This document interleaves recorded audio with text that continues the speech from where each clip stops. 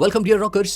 ఎలా ఉన్నారు అందరూ? ఈ రోజు మనం చూడబోయే మూవీ పేరు సైలెంట్ జోన్. ఫ్రెండ్స్, ఇది 2025లో విడుదలై మీ అందరికి తప్పకుండా నచ్చే ఒక అద్భుతమైన జాంబీ మూవీ. ఇక అన్ని జాంబీ మూవీల లాగానే ఈ మూవీ కూడా ప్రపంచ నలుమూలలా ఒక వైరస్ వ్యాపించి ప్రజలందరూ తమపైన నియంత్రణ లేకుండా విచిత్రంగా ప్రవర్తిస్తున్నారన్న వార్తలు చూపించడంతో స్టార్ట్ అవుతుంది. అయితే ఈ వైరస్ తో ఒక వ్యక్తి కొన్ని సెకండ్లలోనే ఒక జాంబీగా మారిపోతాడు. కానీ శరీరంలో వ్యాధి నిరోధక శక్తి ఎక్కువగా ఉన్న వాళ్ళు మాత్రం ఈ వైరస్ ఇన్ఫెక్ట్ అయిన వెంటనే కాకుండా కొన్ని రోజుల తర్వాత జాంబీగా మారుతారు. అయితే ఇన్ఫెక్ట్ అయిన ప్రతి ఒక్కరూ జాంబీగా మారటం మాత్రం ఖాయం. ఇక ఒకవైపు మిలిటరీ వాళ్ళు జాంబీలను అంతం చేసే పనిలో ఉంటారు. అయితే మిలిటరీ వాళ్ళు ఎంతమందిని చంపినా వాళ్ళు ఒక జాంబీని అంతం చేస్తే ఇంకో కొత్త జాంబీ తయారవుతూ వస్తుంది. ఇక ఈ మూవీలో ఈ వైరస్ అంతమవుతుందా లేదా, ఒకవేళ అంతం కాకపోతే మనుషులు ఎలా జీవిస్తారన్నదే చూడబోతున్నాం. ఇక నెక్స్ట్ సీన్ లో ఇద్దరు పిల్లలతో పాటు వాళ్ళ తల్లిని చూపిస్తారు. ఆమె బహుశా వేరే నగరంలో ఆ వైరస్ ప్రభావం ఉండదేమో అని అనుకుని పిల్లలతో పాటు ఆ నగరాన్ని వదిలి వేరే నగరానికి పారిపోవడానికి సామాన్లు సర్దుతూ ఉంటుంది. ఇక పిల్లలేమో ఫోన్ లో వాళ్ళ నాన్నతో మాట్లాడుకుంటూ ఉంటారు.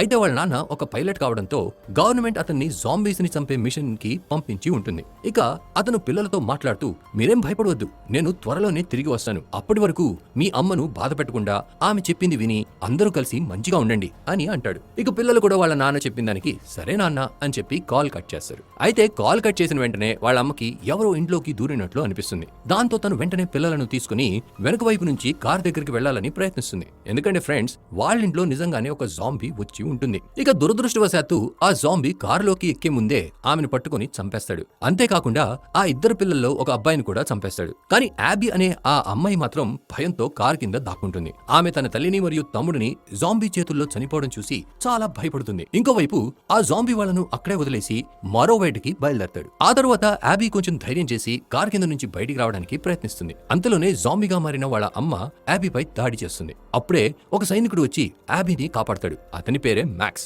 అతను కారు కింద ఉన్న యాబీతో, భయపడకమ్మా, నువ్విప్పుడు సురక్షితంగా ఉన్నావు అని ఆమెను బయటికి రమ్మని చెప్తాడు. అది విని యాబీ భయపడుతూ బయటికి వచ్చి మ్యాక్స్ దగ్గరికి వెళ్తుంది. కానీ అంతలోనే యాబీ వాళ్ళ తమ్ముడు కూడా ఒక జాంబీగా మారుతాడు. అప్పుడు మ్యాక్స్ యాబీ చెవులు మూయించి వాళ్ళ తమ్ముడిని కూడా షూట్ చేస్తాడు. ఏం చేస్తాడు పాపం, అతని దగ్గర వేరే మార్గం ఉండదు కదా. ఆ తర్వాత సీన్ షిఫ్ట్ అయ్యి 10 సంవత్సరాల ముందుకు వెళ్తుంది. ఇక ఈ కాలంలో ప్రపంచంలోని జాంబీలు అంతమవ్వలేదు. కానీ నగరం మొత్తం నాశనమై జనాలందరూ జాంబీలుగా మారిపోతారు. అయితే కొద్దిమంది మాత్రం దాక్కుంటూ బతికేందుకు పోరాడుతున్నారు. ఇక అలా బతికిన వాళ్లలో మ్యాక్స్ మరియు యాబీ కూడా ఉంటారు. యాబీ వయసు 10 సంవత్సరాలు పెరిగి ఉంటుంది. ఇక ఈ కాలం మొత్తం ఆమె మ్యాక్స్ తోనే గడిపింది. అయితే మ్యాక్స్ ఒక సైనికుడు కావడంతో యాబీకి బ్రతకడమే కాదు, జాంబీలతో ఎలా పోరాడాలో కూడా బాగా నేర్పిస్తాడు. ఇక మ్యాక్స్ యాబీ తన లక్ష్యాన్ని ఎంత మంచిగా గురిపెట్టగలదో అని తెలుసుకోవాలని అనుకుంటాడు. అందుకే అతను ఆమెను అడవిలో ఉన్న ఒక జంతువుపై గురిపెట్టమని చెప్తాడు. అయితే యాబీ కూడా దూరం నుంచే ఆ జంతువుపై గురిపెట్టి ఆ జంతువుని చంపుతుంది. ఇది చూసి మ్యాక్స్ చాలా ఆనందపడతాడు. ఇక వాళ్ళు ఆ జంతువు మాంసాన్ని తర్వాత తినడానికి పోగు చేసుకుంటారు.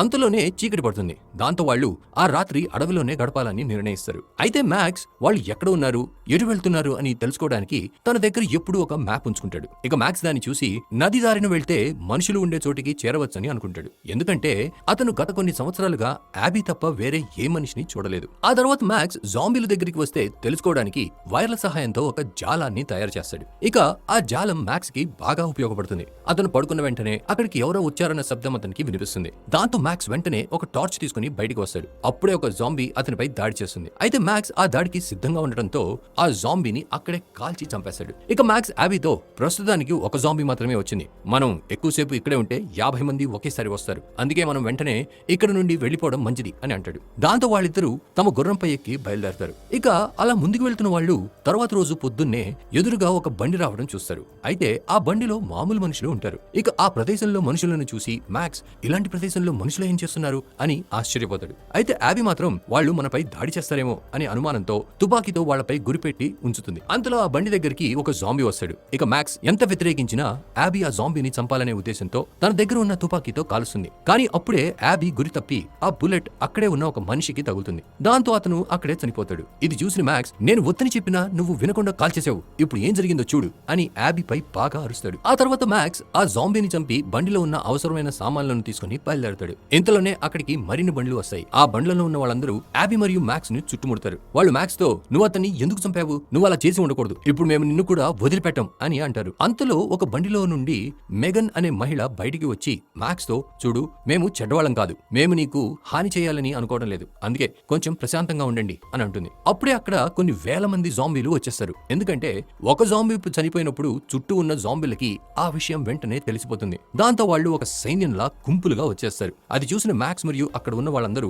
జాంబీలను చంపడం మొదలు పెడతారు. కానీ ఎంతమందిని చంపినా జాంబీలు వస్తూనే ఉంటాయి. ఆ సమయంలో మనకి మనుషులు మరియు జాంబీల మధ్య ఒక అద్భుతమైన పోరాటం కనిపిస్తుంది. అయితే ఈ పోరాటంలో మ్యాక్స్, యాబీ, మెగన్ మరియు మెగన్ భర్త జేమ్స్ బండిలోకి ఎక్కి అక్కడ నుంచి తప్పించుకుంటారు. కానీ మిగిలిన వాళ్ళందరూ ఆ జాంబీల చేతుల్లో చనిపోతారు. ఇక దారిలో మ్యాక్స్ మెగన్ ని అసలు మీరు ఎవరు, అక్కడ ఏం చేస్తున్నారు అని అడుగుతాడు. దానికి మెగన్, మేము రేడియోలో ఇక్కడ నుంచి కొంచెం దూరంలో మనుషులు ఉండే ఒక కాలనీ ఉందని విన్నాము, అక్కడ అన్ని సౌకర్యాలు ఉన్నాయట, నా బిడ్డ ఎప్పుడైనా ఈ ప్రపంచంలోకి రావచ్చు, అందుకే నేను సమయానికి ఆ కాలనీకి చేరుకోవాలి, అప్పుడే నా బిడ్డకి నేను ఒక మంచి జీవితం ఇవ్వగలను, దాంతో నా బిడ్డ మిగిలిన మనుషులతో కలిసి ఉండగలుగుతాడు, కానీ ఇప్పుడు మాతో పాటు వచ్చిన వాళ్ళంతా చనిపోయారు అని మ్యాక్స్ కి చెప్తుంది. అది విన్న మ్యాక్స్, నేను ఇక్కడ 10 సంవత్సరాలుగా ఉంటున్నాను, ఇక్కడ ఎలాంటి కాలనీ లేదు అని మేఘన్ తో అంటాడు. అంతలోనే వాళ్ళ బండి పాడైపోతుంది. దాంతో ఆ నలుగురు నడవటం మొదలు పెడతారు. ఇక కొంచెం దూరం నడిచాక వాళ్ళకి ఒక సొసైటీ కనిపిస్తుంది. అక్కడ పెద్ద పెద్ద బిల్డింగ్లు ఉంటాయి, కానీ అన్ని ధ్వంసమై ఉంటాయి. అక్కడ వాళ్ళకి ఒక్క మనిషి కూడా కనిపించడు. ఇక మ్యాక్స్ మరియు మిగిలిన ముగ్గురు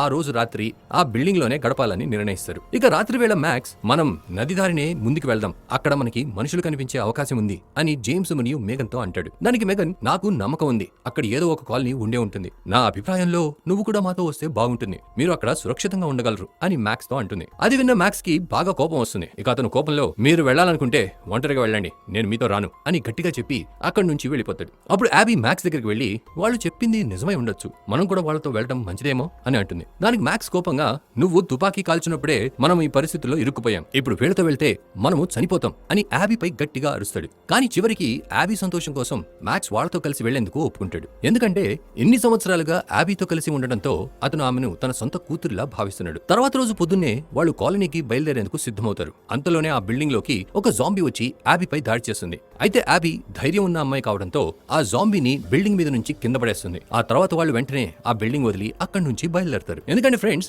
ఈ జాంబీలు చాలా తెలివైన వాళ్ళు, వాళ్ళకి ఎవరిని చంపాలో, మనుషులు ఉన్న చోటికి ఎలా చేరాలో బాగా తెలిసి ఉంటుంది. అయితే మ్యాక్స్ ఆ బిల్డింగ్ లో ముందే ఒక జాలం వేసి ఉంటాడు. ఇక ఆ జాలం మీద కాలు వేసిన వెంటనే అక్కడ ఒక పేలుడు జరుగుతుంది. దాంతో చాలా మంది జాంబీలు అక్కడే చనిపోతారు. అప్పటి వరకు మ్యాక్స్ తో పాటు మిగతా వాళ్ళందరూ ఆ బిల్డింగ్ వదిలి చాలా దూరం వెళ్లిపోయి ఉంటారు. అయితే ఇప్పటికీ వాళ్ళు కాలనీ చేరుకోవాలంటే ఇంకో 6 రోజులు ప్రయాణం మిగిలి ఉంటుంది. ఆ ప్రయాణం చాలా కష్టంగా ఉంటుంది. ఇక కొంచెం దూరం నడిచాక యాబీ, ఇక్కడ దగ్గరలో ఒక ఎయిర్పోర్ట్ ఉంది, మా నాన్న అక్కడే పనిచేసేవాళ్ళు, బహుశా మనకి అక్కడ ఏదైనా ప్లేన్ దొరకొచ్చు, అప్పుడు మనం చాలా సులభంగా కాలనీకి చేరవచ్చు అని అంటుంది. దానికి మ్యాక్స్, మనం ఎయిర్పోర్ట్ కి వెళ్ళినప్పుడు అక్కడ జాంబీలు మనల్ని చుట్టుముడితే అక్కడ నుంచి బయటికి రావడం చాలా కష్టమైపోతుంది, ఎందుకంటే అక్కడ ఇప్పుడు ప్లేన్ దొరకడం చాలా కష్టం. ఇక అదే సమయంలో జాంబీలు మనల్ని చేరుకుంటే మన దగ్గర జాంబీలతో పోరాడుతూ అక్కడ నుంచి బయటపడడం తప్ప వేరే మార్గం ఉండదు అని అంటాడు. అప్పుడు యాబీ, కనీసం మనం ఒకసారి ప్రయత్నించొచ్చు కదా, ఒకవేళ అక్కడ మనకి ప్లేన్ దొరికితే బతికి బయటపడే అవకాశాలు బాగా పెరుగుతాయి అని ధైర్యంగా చెప్తుంది. ఇక మ్యాక్స్ కూడా వేరే దారి లేక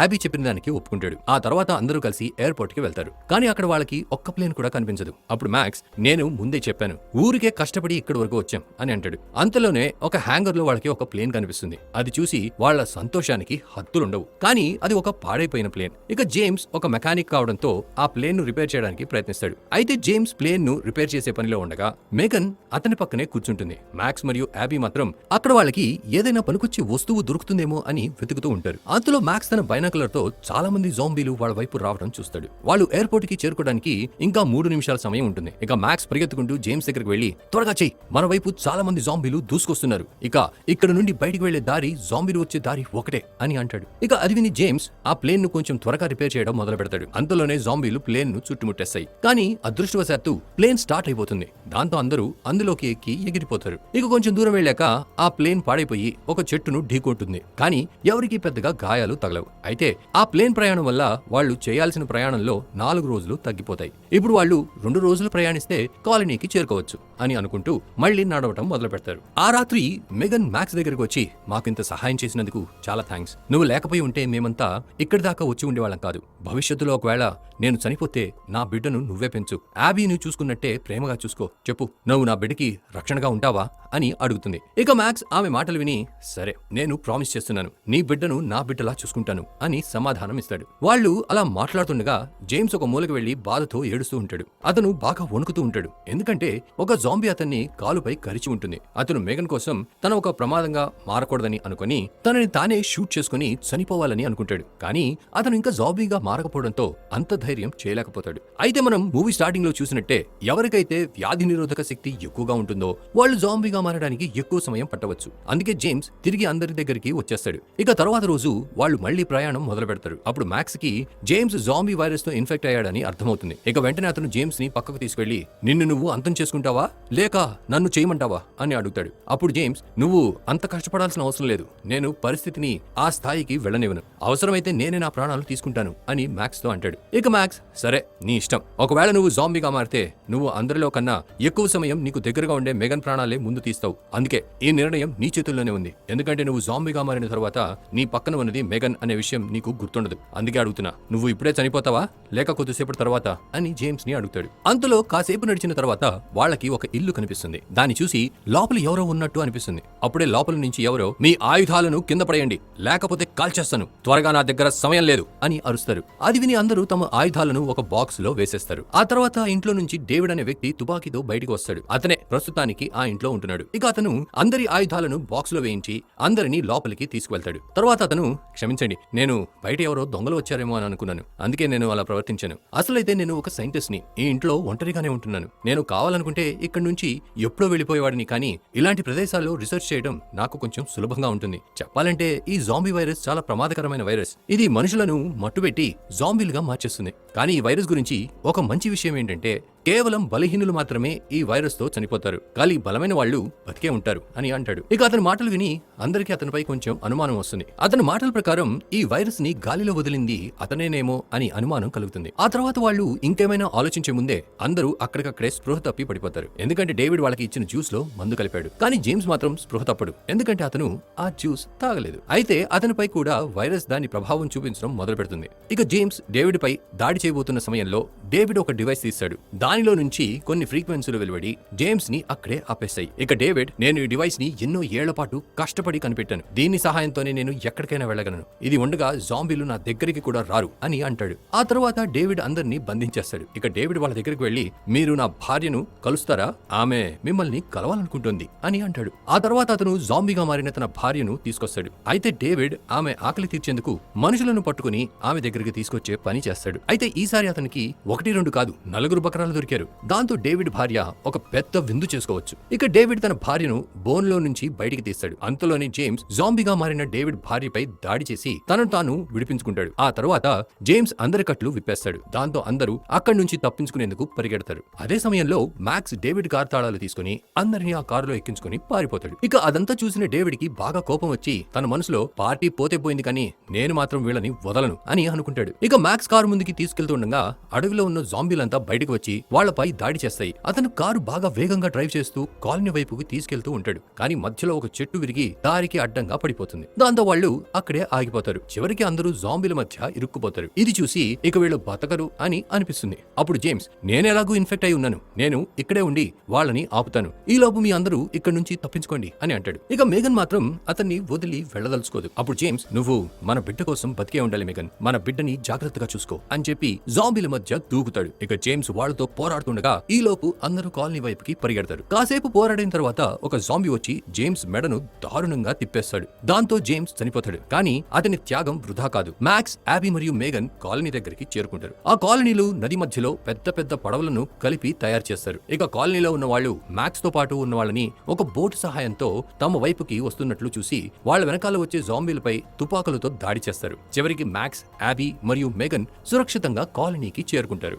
అయితే జాంబీలు మాత్రం సరైన సమయం చూసి దాడి చేద్దామని అనుకుని అక్కడ నుంచి వెళ్లకుండా అక్కడే దాక్కుంటాయి. ఇక కాలనీకి చేరగానే మేఘన్ కి బిడ్డ పుట్టే సమయం దగ్గర పడుతుంది. దాంతో కాలనీలో ఉండే ఒక మహిళ ఆమెకి సహాయం చేస్తుంది. ఆ తర్వాత రోజు ఉదయాన్నే డేవిడ్ మ్యాక్స్ ని వెంటాడుతూ కాలనీ దగ్గరికి చేరుతాడు. అతను అక్కడ జాంబీల శవాలు చూసి వాళ్ళు అసలు ఏమనుకుంటున్నారు, వాళ్ళు తమ విధిరాత నుంచి పారిపోగలమని అనుకుంటున్నారా? నా నుంచి ఎవరు తప్పించుకోలేరు. నేను ఈ ప్రపంచంలోని మనుషులందరికీ వాళ్ళు జాంబీల ముందే దేనికి పనికిరారని నిరూపిస్తాను అని అంటాడు. అంటే ఫ్రెండ్స్, డేవిడ్ ఏదో పెద్ద ప్లానే చేశాడని అనిపిస్తుంది. ఇంకోవైపు మెగన్ కి ఒక పాప పుడుతుంది. ఇక ఆ మహిళ మ్యాక్స్ తో, మేము పాపనైతే కాపాడగలిగాం కానీ తల్లిని మాత్రం కాపాడలేకపోయాం. ఆమె ఇంకాసేపటిలో చనిపోతుంది. నువ్వైతే ఏమైనా మాట్లాడదలుచుకుంటే ఇప్పుడే వెళ్ళు, ఆమె దగ్గర ఎక్కువ సమయం లేదు అని చెప్తుంది. అది విని మ్యాక్స్ వెంటనే మేఘన్ దగ్గరికి వెళ్తాడు. అప్పుడు మేఘన్, నీకు నీ ప్రామిస్ గుర్తుంది కదా, నేను చనిపోతే నువ్వు నా బిడ్డను చూసుకుంటావని మాట ఇచ్చావు. ఇప్పుడు నీ మాట నిలబెట్టే సమయం వచ్చింది అని అంటుంది. అప్పటికి మ్యాక్స్ కొంచెం ఎమోషనల్ అయ్యి ఆ పాపను ఎత్తుకుంటాడు. ఎందుకంటే ఈ వైరస్ వల్ల అతను తన భార్యను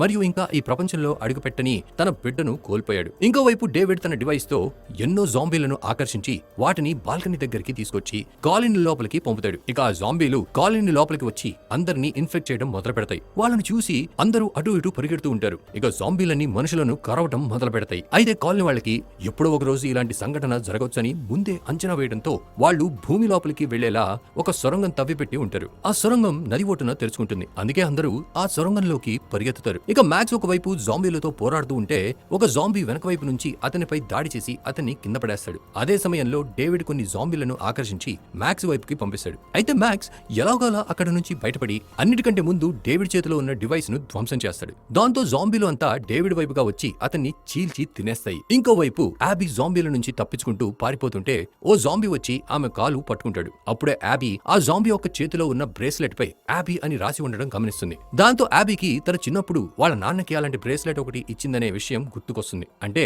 తనని పట్టుకున్న జాంబీ తన తండ్రినని యాబీకి తెలుస్తుంది. అతన్ని అలా చూసి యాబీకి చాలా బాధగా ఉంటుంది. ఆ తర్వాత ఆ జాంబీ మ్యాక్స్ మీద దాడి చేసి అతన్ని కరవబోతుంటాడు. అప్పుడే యాబీ బాధతో తుపాకీతో తన నాన్నను కాల్చేస్తుంది. ఆ తర్వాత అందరూ కాలనీ నుంచి బయటకు వచ్చి ఆ కాలనీని బాంబుతో పేల్చేస్తారు. దాంతో వాళ్ళంతా ఎంతో కష్టపడి నిర్మించిన కాలనీ ఇప్పుడు పాడైపోయిందని, ఇక వాళ్ళు ఎక్కడికి వెళ్లాలా అని బాధపడుతూ ఉంటారు. కానీ మ్యాక్స్ అందరికీ ధైర్యం ఇచ్చి, మనం నది ఒడ్డున ముందుకు సాగుదాం, అక్కడ ఇంకొక కాలనీ ఉంటుందని ఆశిస్తున్నాను అని అంటాడు. ఇది విని అందరూ ఆనందపడతారు. ఎందుకంటే ఈ చీకటి ప్రపంచంలో మ్యాక్స్ ఒక్కడే వాళ్ళకి ఒక వెలుగు కిరణంలా మారాడు. అందరూ మ్యాక్స్ మాట విని అతని వెనకే ముందుకి సాగుతారు. ఇక కొంచెం దూరం వెళ్లిన తర్వాత వాళ్ళకి ఒక చిన్న ద్వీపం కనిపిస్తుంది. అదృష్టవశాత్తు ఆ ద్వీపంపై ఒక్క జాంబీ కూడా ఉండదు. దాంతో వాళ్ళు ఆ ద్వీపంపై తమ కొత్త జీవితాన్ని ప్రారంభిస్తారు. చివరికి నది ఒడ్డున వెళ్తే గమ్యానికి చేరుకుంటాం అన్న మ్యాక్స్ మాట నిజమవుతుంది. అండ్ ఫ్రెండ్స్, దీనితోనే ఈ మూవీ అయితే ఎండ్ అవుతుంది. ఒకవేళ మీకు స్టోరీ మరియు వీడియో నచ్చి ఉంటే వీడియోని లైక్ చేసి ఛానల్ ని సబ్స్క్రైబ్ చేసుకోండి. నెక్స్ట్ వీడియోలో కలుద్దాం మరి. And finally, thanks for watching.